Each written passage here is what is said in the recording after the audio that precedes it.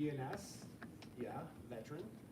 Future plans as of now are to be determined, but I know there's a lot of things kind of in the works. You're gonna see a lot of cool stuff today.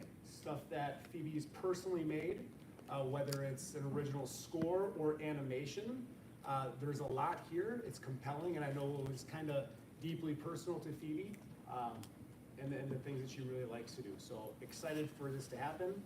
You're gonna be amazing. And Phoebe Tarnowski. All right.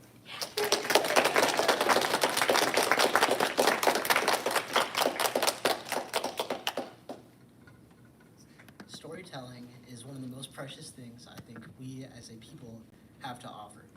And I'd say it's without a doubt fascinating that every single one of us at some point in our lives will be deeply impacted by a work of complete fiction. We're told and tell stories every day from the moment we're born to the moment we pass. I think that makes it an essential piece of the human experience as a whole. I'll tell a story now.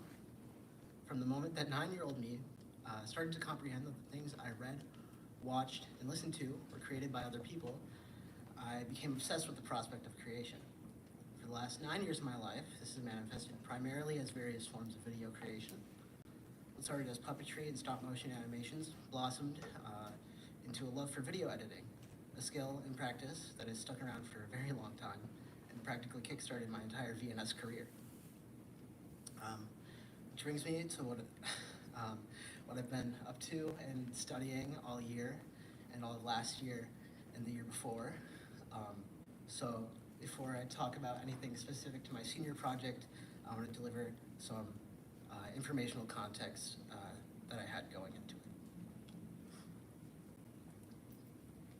Music has always been a very big part of my life, and it's an even bigger part of my year. In fact, a goal of mine was to incorporate music into my everyday here at Valley New School, to the point that I wrote so in my personal agreement at the very start of this year. Super far ahead of time, I knew that I wanted to do some sort of study of music theory, composition, and instrumentation for my senior project. So I'm gonna tell you guys just some basic properties of music and then share a live demonstration with you.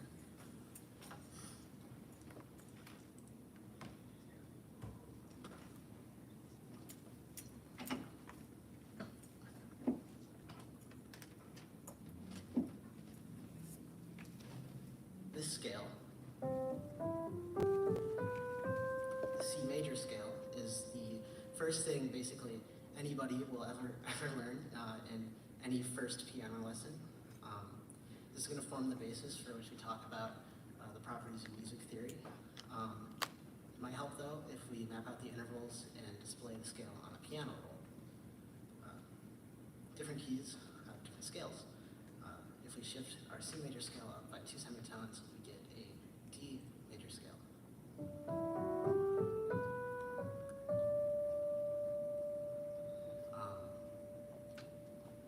In music theory, an important property we attach to keys are modes.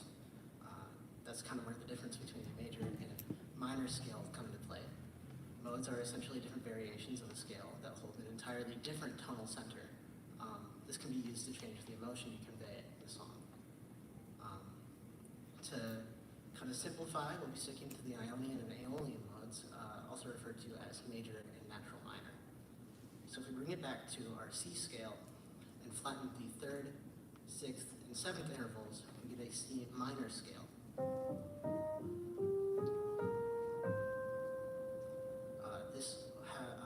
This scale is a little bit darker, as you can hear, and holds a lot more contention in its emotional center compared to its major counterpart. Knowing what notes fit into the key you're writing for helps a lot, not only when composing a melody, but when constructing a chord progression. You may have noticed that I used Roman numerals to label the intervals in my scales, and this is also how I'll be notating chords as well. It's the standard way of doing so, because it tells you the chord's relationship to the key you're writing in, as well as identifies the scale degree of the chord's root note. For example, in the key of C, since the 3rd interval is E, our 3rd chord would be an E chord, specifically E minor in C major.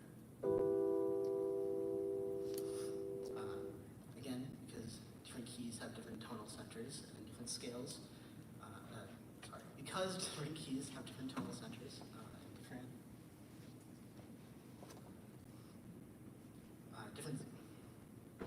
different chords are going to complement different keys.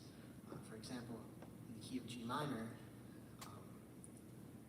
I'll just let you hear the difference. I'll do a little bit of improvisation.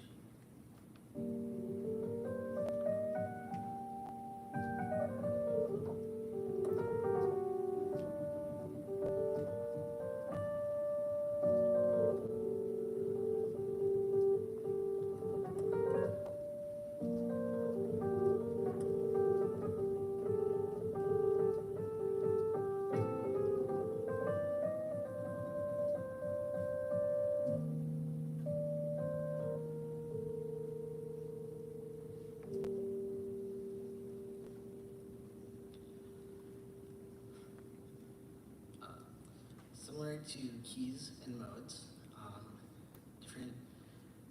there are many different variations of each chord, and I'll be applying some very basic but also very common variations of a C chord. Starting with our C major chord, which is made up of the first, third, and fifth intervals of the C major key. It's the first chord in C major. Sounds like this. It's very bright. If we flatten the third, just like how we flatten the third in the C minor scale, we get a C minor. If we bring back our natural third and add our seventh interval, we get a major seventh chord. If we flatten the seventh, we get a dominant seventh chord.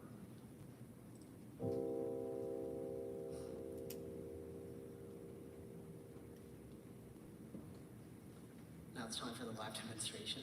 I'll be composing a song and walking you through it.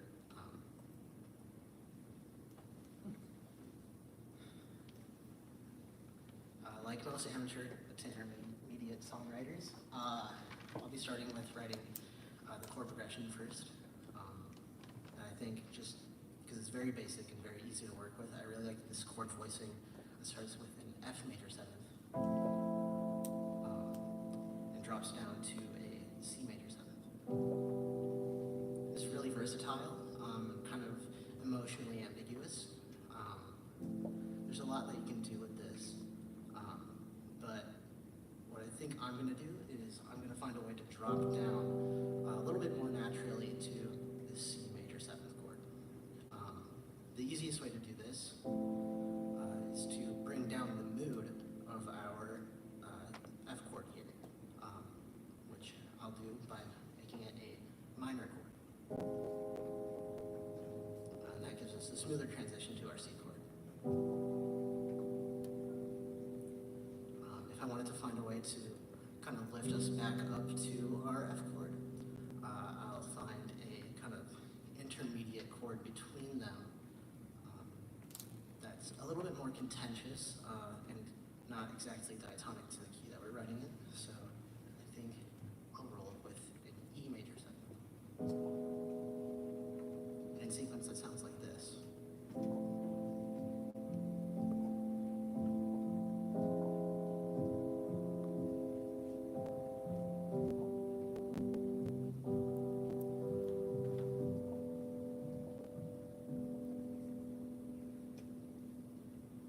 Now that we have a chord progression,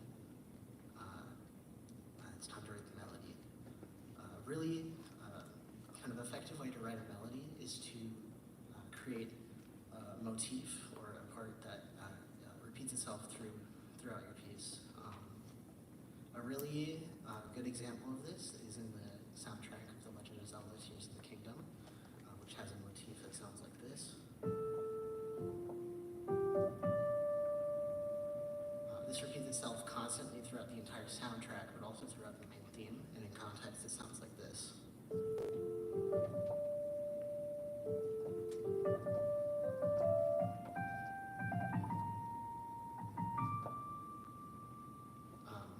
I'll be kind of using that same kind of motif followed by in between, followed by motif.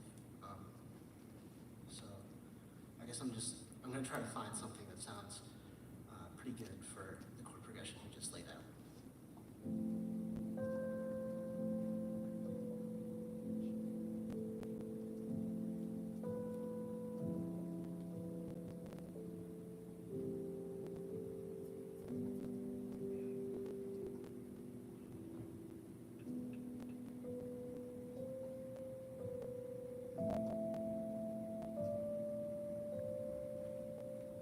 like this because we start on the 7th interval of our current chord,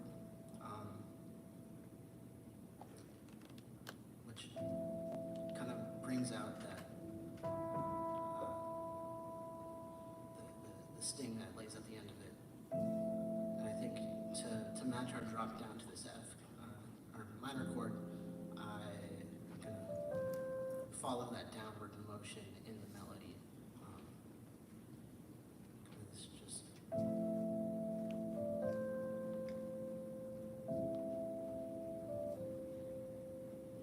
think it'll also be nice if we highlighted this very contentious note that's in the middle of our minor chord. So on that chord change, I'm going to try to naturally bring ourselves up to that note.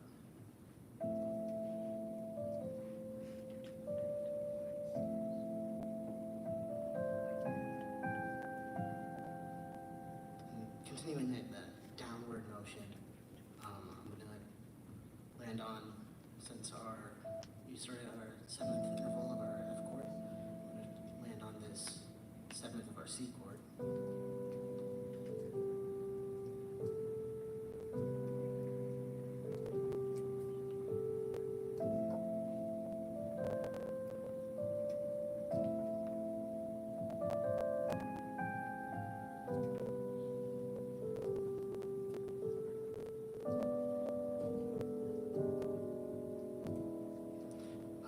I decided to kind of finish it off with that roll downwards because I think it really highlights the major harmonies of that E chord, being this D, G sharp, and E.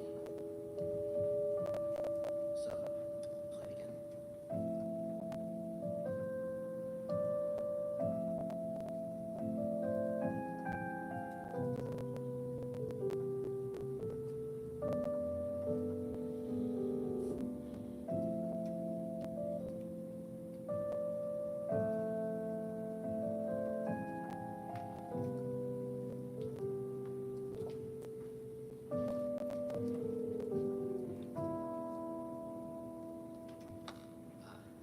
That's our song, guys.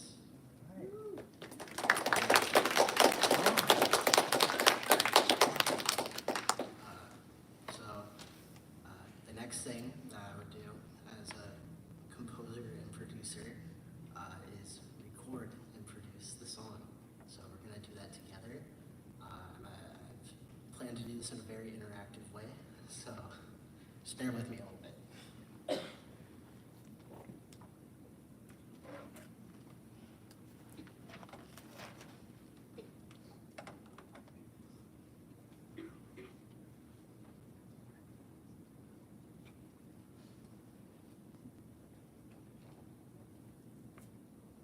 This is BandLab. It's a digital audio workstation that's free to use and is available on your browser like Google Chrome. I've been using this at Valley New School just because it's very accessible. You can access it from your Chromebook. It's very easy to use as well. So this is what we'll be using to both record the song we just made. Before I kind of take notes on how this should sound, the final product, I'm just going to real quick record it starting.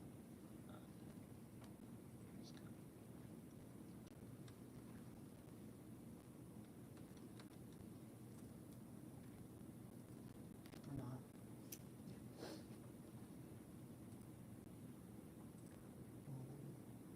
No. I guess not, guys. Oh no. Oh, I don't have it because I didn't have it. Okay, so beginner mistake, guys. There we go.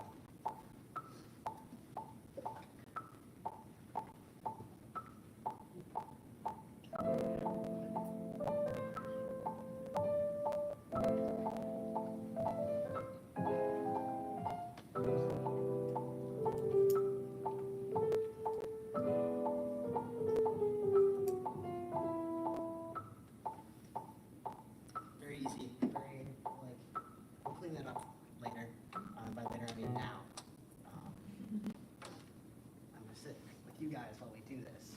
gonna be super fun.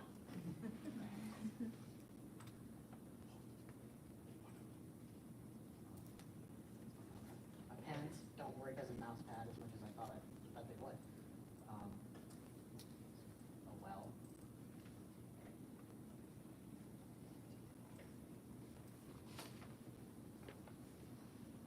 So,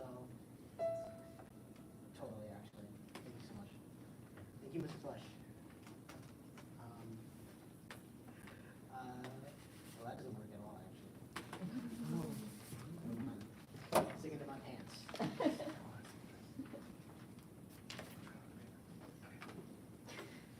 That one's less.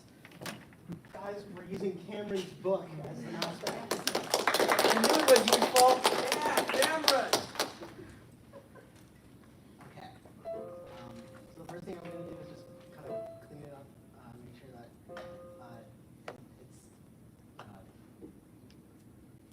it's quantized and matches the rhythm of our song, which is set to 120. I might speed that up a little bit because I play pretty slowly. So, oh yeah, that's slow. It's so slow, guys. Speed that up. 140.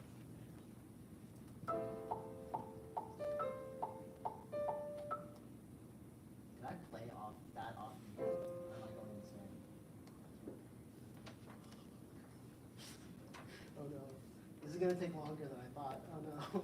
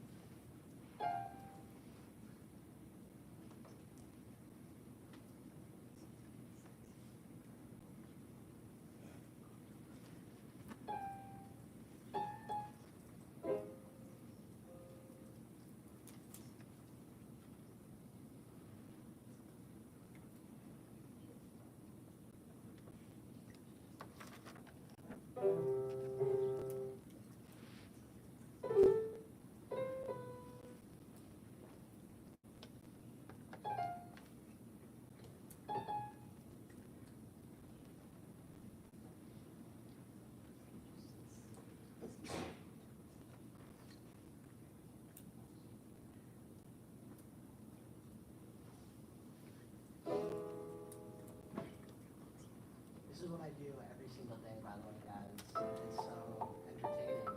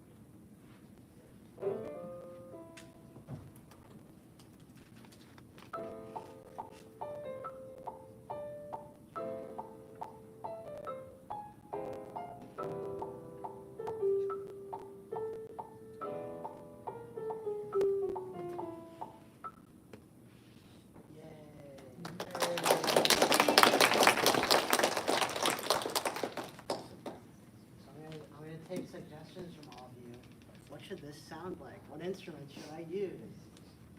Not you, Cameron. Xylophone. Oh my gosh, you're so right. You're so right. I just have to find one. BandLab has a built-in very great library of instruments. They're generally decently high quality. Obviously not as good as something that you'd find in like a professional DAW, but still pretty good. I don't even know where a xylophone. Oh, I can search. Yay! So here's what a xylophone sounds like.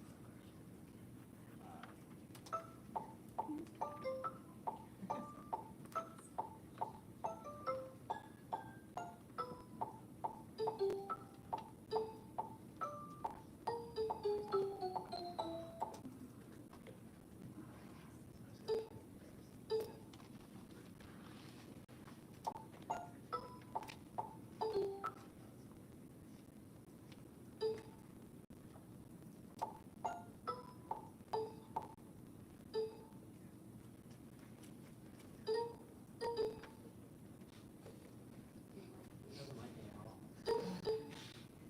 Yay! So now we're Fire beat. Oh yeah, guys. I'm just not even gonna try to fix it actually.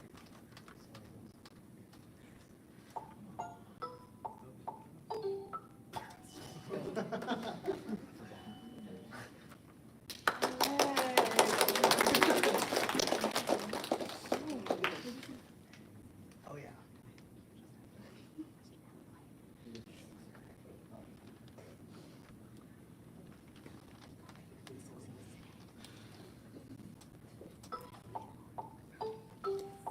Yay.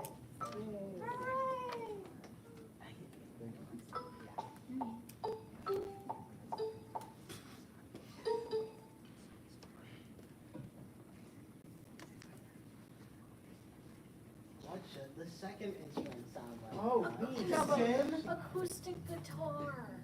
No. Okay. So funny thing about acoustic guitar and it being a MIDI instrument here is that it sounds terrible. But we'll do it anyway. Great.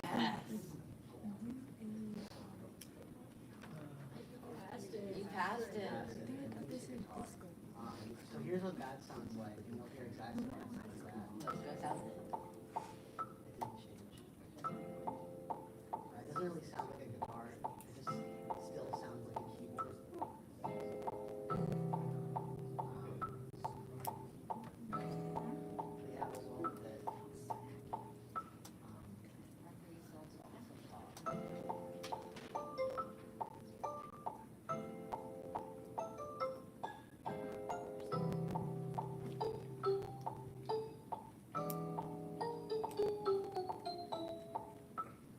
Yay, okay. That's our song, and that's the end of the demonstration, guys. It's so good.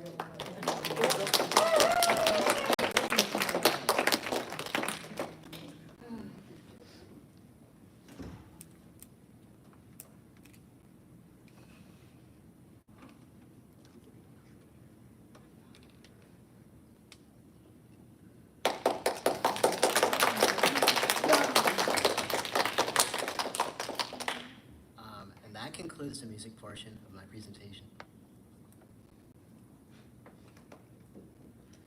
So, unlike the last segment, creating a computer animation is far more time consuming and would be kind of impossible to demonstrate under these conditions, so I'm going to try to my best to show what it at least looks like. My background with 3D workbenches like Blender, which is what I'll be talking about today, is primarily in poster creation. Here are a few unfinished examples from previous years. As well as some minor experimenting with animation, like this study of various animation principles that I did last year. I have studied animation, its principles, and visual storytelling in animated pieces, but I feel like I'm still sorely lacking in practice, which is why I made animation a part of my project. But even after it. I don't really consider myself an animator. As I mentioned before, my program of choice is the free and open source workbench for artists, Blender. Blender has been on a generational run in terms of growth in the last 5 years, but just this year, at the 82nd Golden Globes, the animated film Flow, a film animated entirely within Blender, was not only animated for best animated or nominated for best animated feature, but then won the award and did it again a few weeks later at the Oscars. This was like hugely inspirational to me, which isn't to say that anyone with 2 thumbs and the ability to download Blender can make something like Flow, but downloading Blender is an incredible place to start. So when you run it for the first time, it looks a little something like this. It gives you a viewport with a cube-shaped object, a camera, and a single point light. There's a joke amongst Blender artists about how we will open this default scene just to delete the 3 objects and insert another cube that is exactly the same. And it's almost done as like a good luck charm for the next few hours of hard work.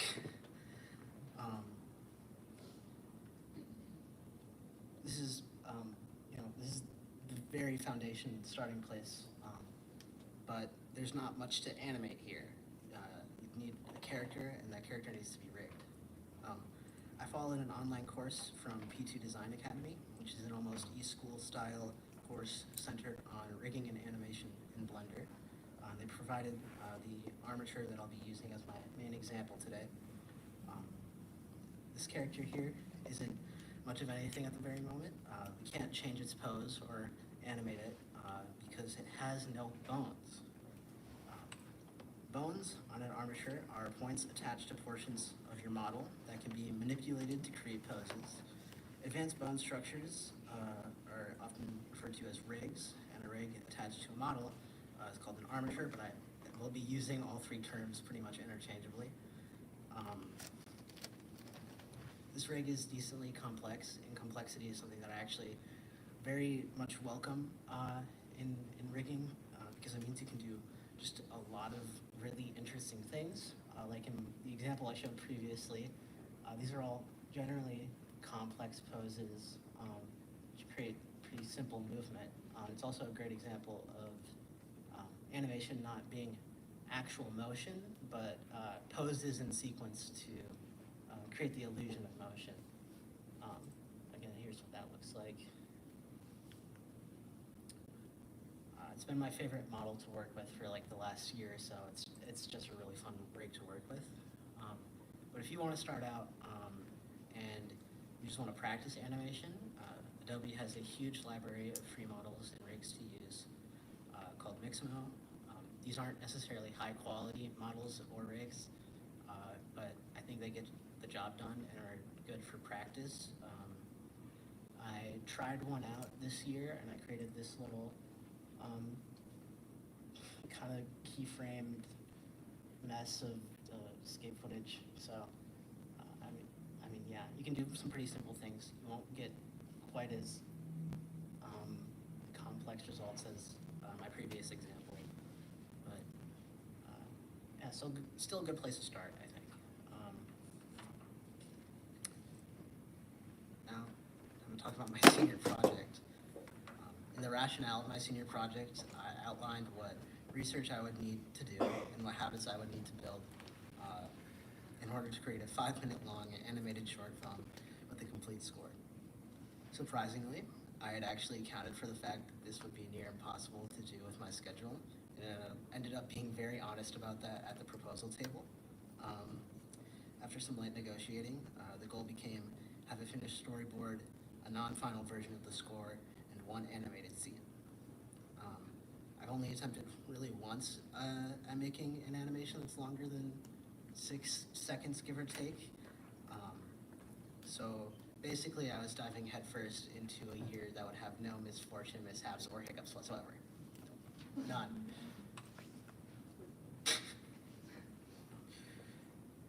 It took me forever to not only decide what I wanted my story to be about, but also foster my ideas on that topic into a digestible story outline.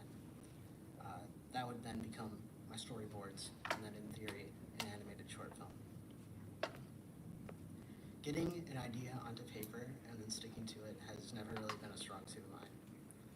So throughout the school year, I wrote down idea after idea, came up with concept after concept, and summary after summary, before finally taking a step back, looking at what I had, and looking at what I would need to have before I was here today in front of all of you. Every day passed like it was nothing, and progress pretty much halted on my project halfway through the school year. We were weeks into the second semester, and I told the advisors I wanted to be deep into the animation phase in December. That was not the case. Before we go over my final outline, I want to talk about some of the ideas I had and some conceptual pieces that I made alongside them, starting with Lift Drifter. After a tragic workplace accident, a forklift is possessed by the soul of its operator and becomes a world-famous stunt performer and drift racer. Here's the concept animation. It's very simple and loud.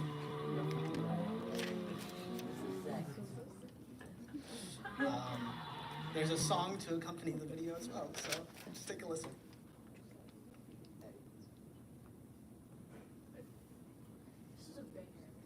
This is a banger.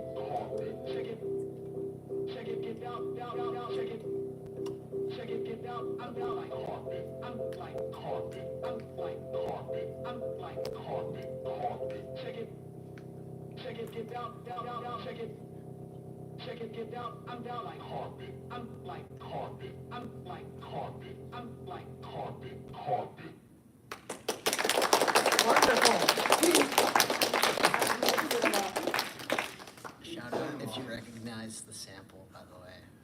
Looking at you, Cameron.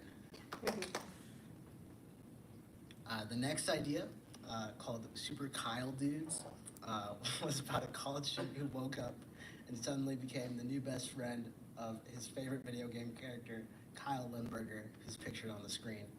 Thank you, Theo, for that sketch. I scrapped this one just because primarily the character design didn't work very well in 3D when I tried sculpting it for hours on end. So, yeah. I also made a song to accompany this one. This is Kyle's theme song. He's just a chill guy, by the way. We're not. Okay. Cool.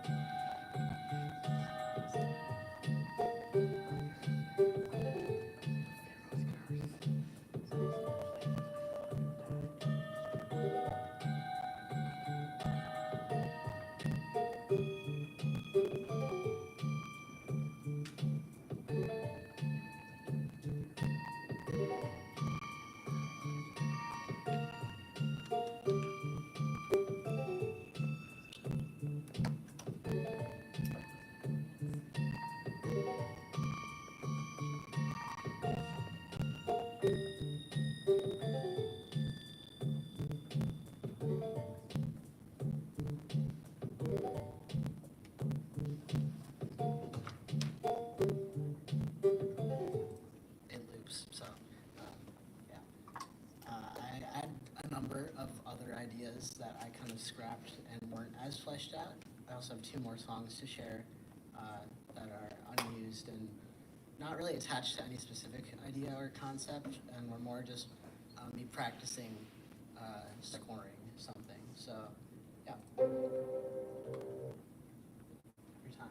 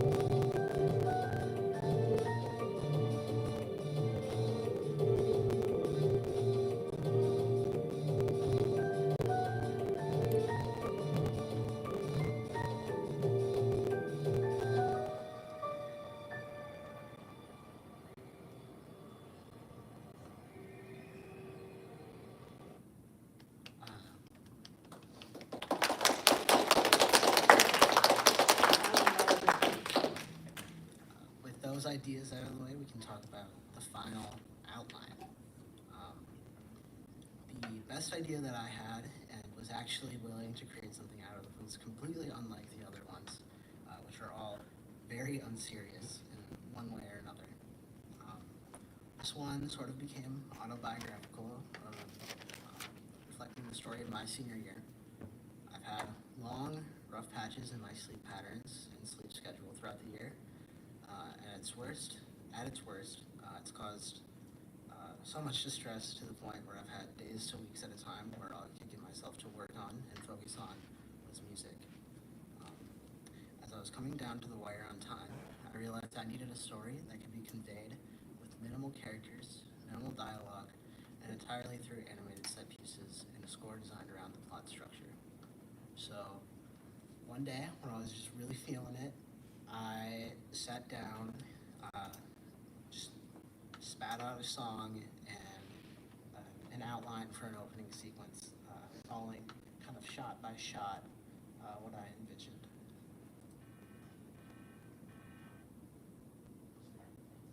Every time.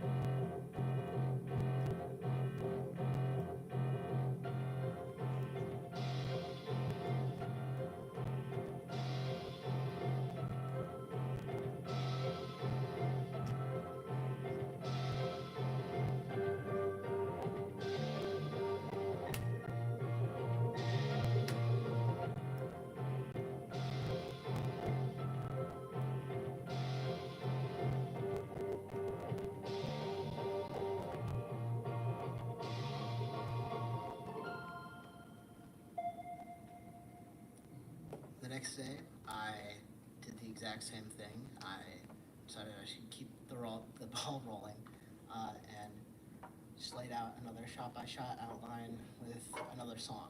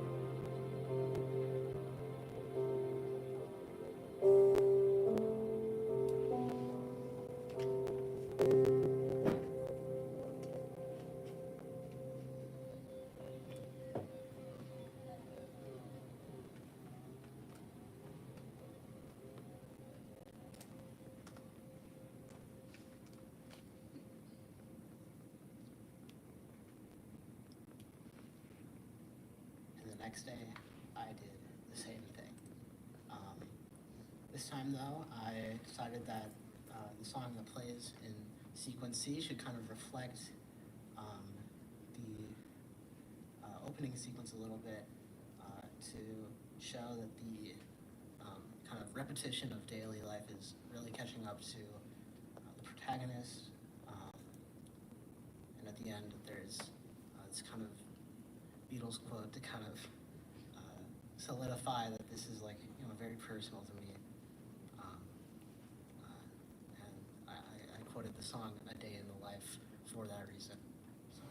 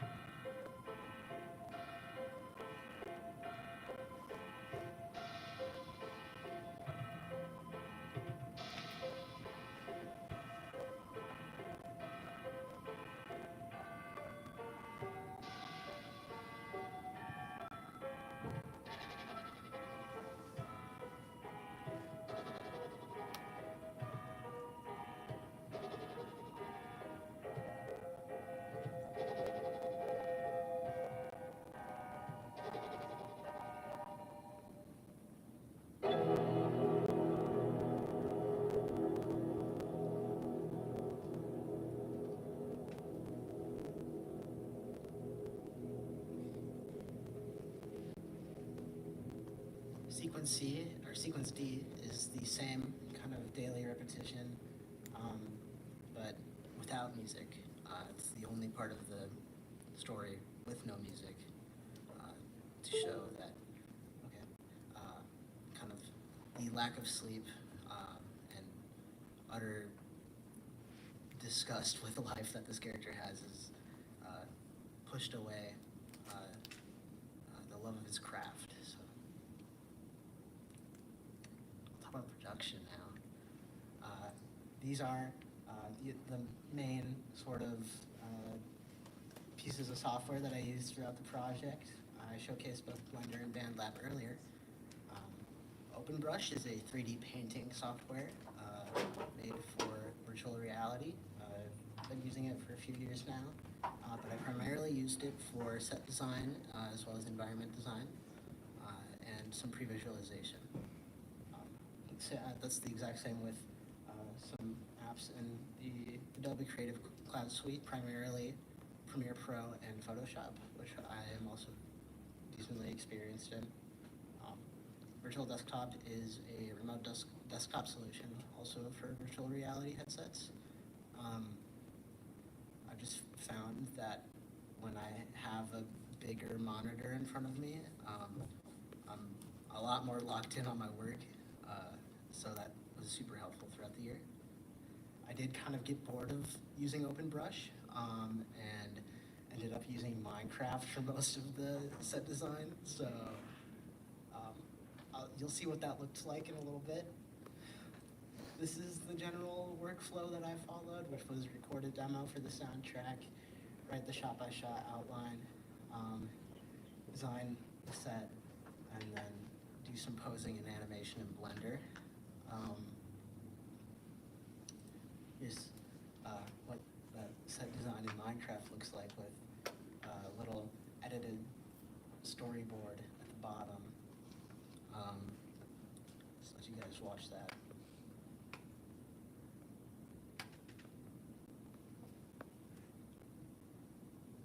I think, like, overall, this was a pretty good experience. I've not dedicated myself to, like, making one big product before. And I think this is just going to be a great experience to have now. I plan to continue being an artist even after I leave Valley New School. I know, shocker. So, yeah. Thank you.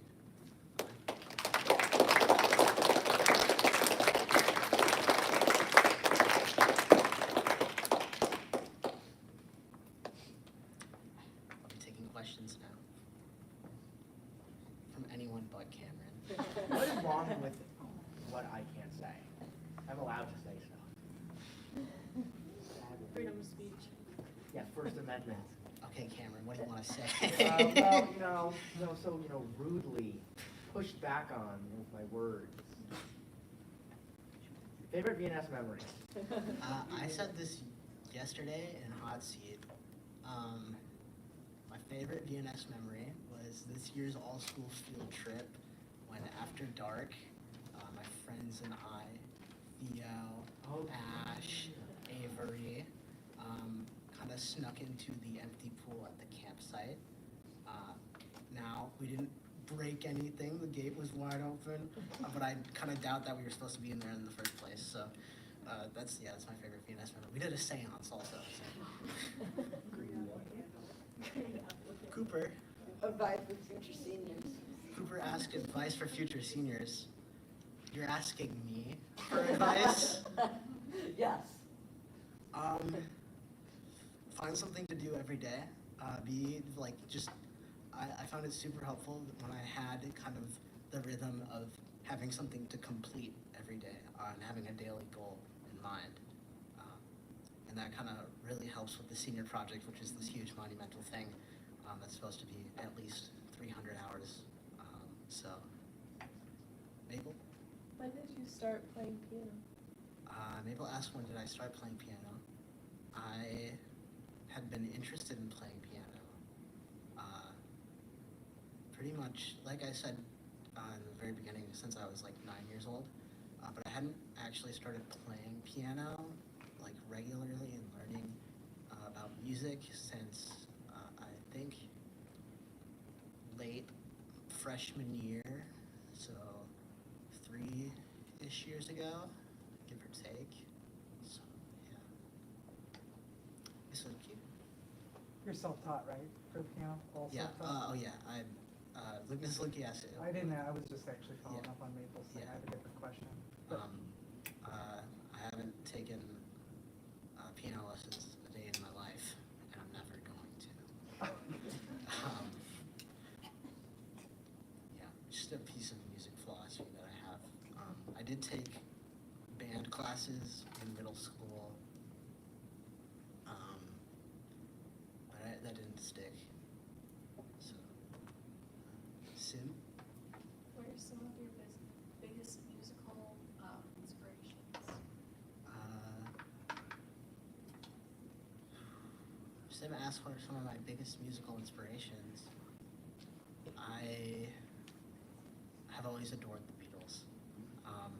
And that's not to say that my musical style is necessarily inspired by the Beatles, but like as a monumental figure in music, they're certainly the figure. An actual musical style.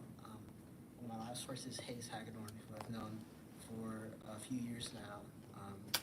Really got me into producing music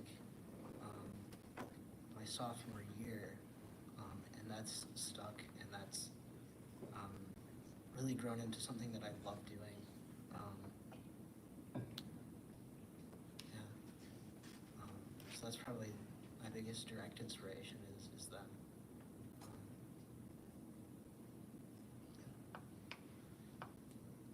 Beatrice Green. What's your favorite song that you've written? My favorite song that I've written. Okay, I didn't have a place where I could like say this in my presentation or in my script, but I quite literally write a song every single day. I have a very big catalog. Some are forgotten, most are in my journal. So I think it's kind of impossible to pick one favorite thing that I've written. Miss Lukey again. Your final outline, did you create the character for that yet? You said that was autobiographical. Yeah, I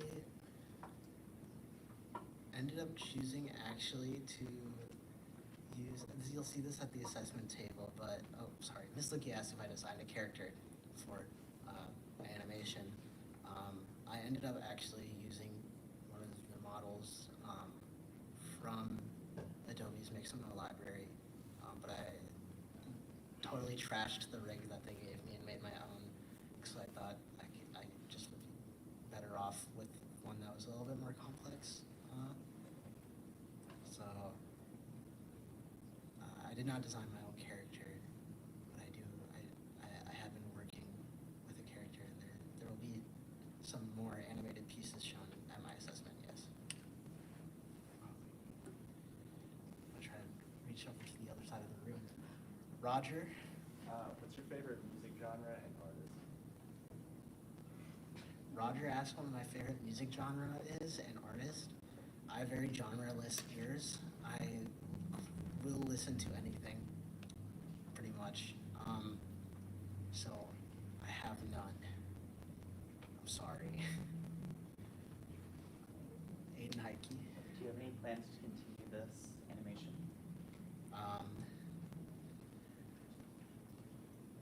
Do I have any plans to continue this animation is what Aiden Heike just asked. I mean, past the point of like having an animatic to show on Thursday to the advisors, not really. Like after my credits assigned, I have no plan to continue this specific story, but I will continue animating. It's something that I love doing. Maple? Are you planning on releasing any of your music that you've made, or have you already? I do have a very outdated SoundCloud that I've not uploaded to in like 2 years. That I might upload some newer things to. Maybe. Dexter has been asking me like every single day for the last week or so about me uploading the music that I make somewhere, literally anywhere. So yeah, it's something that's on my radar. I just haven't in a while. Cole Kelsey. Why did you trash the forklift animation? Because that was peak cinema.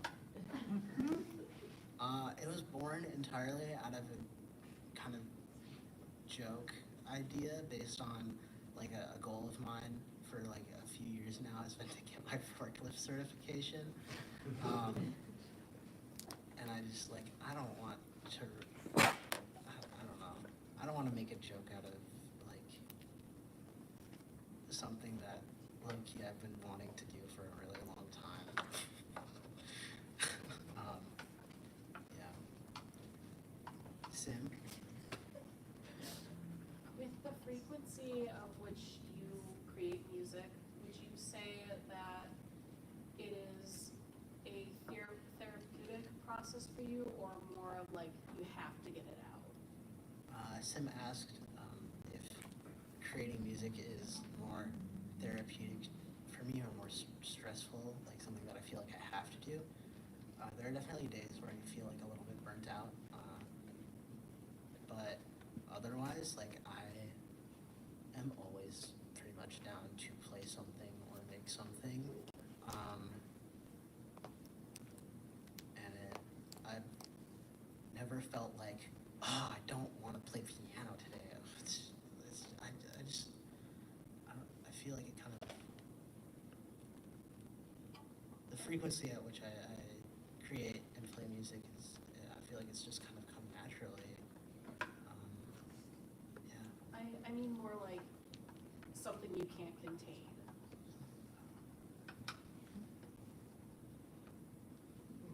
Sometimes I'll wake up at like 4 in the morning and walk downstairs and turn on my piano, plug in headphones, and play something that's just like ringing in my head. So, is that Yeah. okay? Robin? What was like your favorite song that you made for this? My favorite song that I've made this year is titled "Broken Carpet." It's the one for the forklift. For this idea, the reason it's titled "Broken Carpet" is because the sample I use is or it's used in a Persona song, and the words go, "Check it out, I'm in the house like carpet," and it's just a generally strange thing that stands out to me a lot. And the broken part of that title comes from the fact that the drums in the background are a breakbeat sample. So, Avery. Did you attempt to start a band in 7th grade? Avery asked, didn't I attempt to start a band in 7th grade? Yes. And then I realized I wasn't good enough to play in a band, and then COVID hit.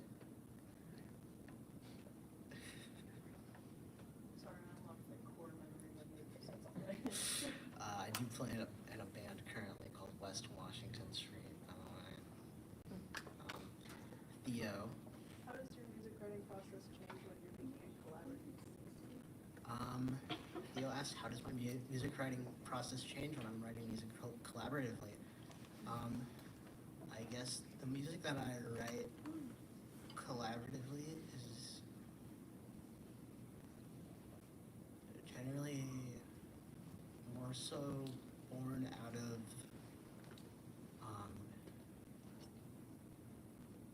an improvisational back and forth, primarily with Mr. Roger Green over there. We've been playing a lot together this year. So, yeah. Otherwise, when I'm solo writing, I kind of have like an idea already. Like I'll wake up with an idea sometimes.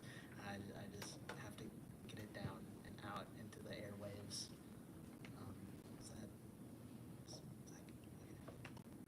Kel? Are there any animators that inspire you? Are there any animators that inspired me? Why, yes, plenty. And I could go on for hours just about this. I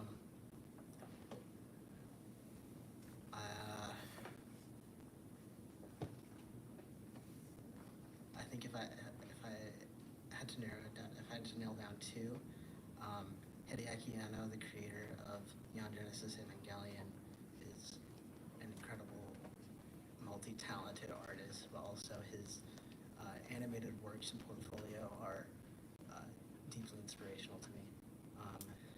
And then this is kind of a more general group of artists, but Studio Frantiche, who made the animated series Arcane on Netflix, all incredibly talented people. And if you haven't watched Arcane, I highly recommend it. It's leaky. Did you research anything new in this project that you applied for the first time? A lot of story writing techniques and pre-visualization technique. Oh, sorry. Ms. Leakey asked if I applied anything new from my research from specifically my senior project. It was really mainly pre-visualization techniques.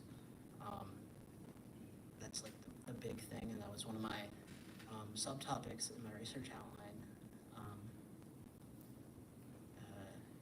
And I researched a lot about short story writing at the very start of the year. And I think just the input that I received from that part of my research, as well as from my live source, Zachary Davis, student teacher, as well as practicing filmmaker, just really stuck with me throughout the rest of the year. So.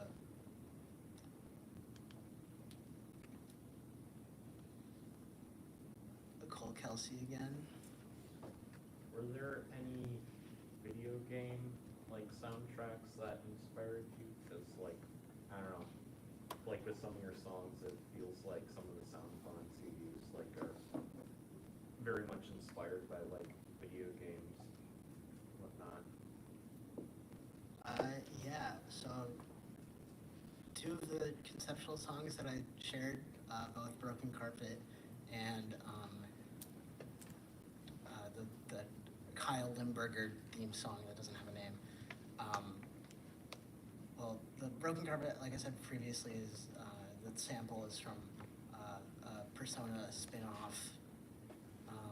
So that's one soundtrack that kind of inspired me, but then also the Kyle Limburger theme is so deeply inspired by Animal Crossing for the Nintendo GameCube. And I feel like I really nailed the sound of that soundtrack in that song. So,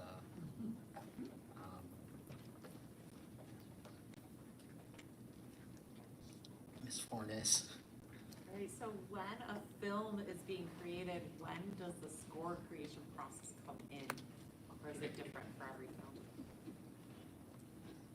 Ms. Fornes asked, when does score writing come into play during the filmmaking process? I'm sure for most, like, it's a really good question, but for most, like, Hollywood blockbuster films, the score is, I find to be generally an afterthought, which is unfortunate. Since I'm primarily music driven creatively, I decided that that would be the first thing that I would tackle, and I didn't want it to be an afterthought.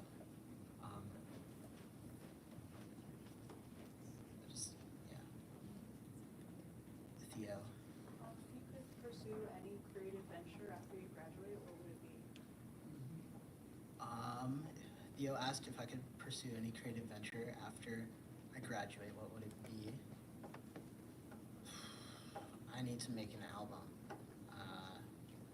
That's just always been a very big goal of mine, but I've never been able to create a coherent enough body of music that I feel like I could release as an album, and then also just the time and dedication it takes to record and produce an entire album's worth of music. So,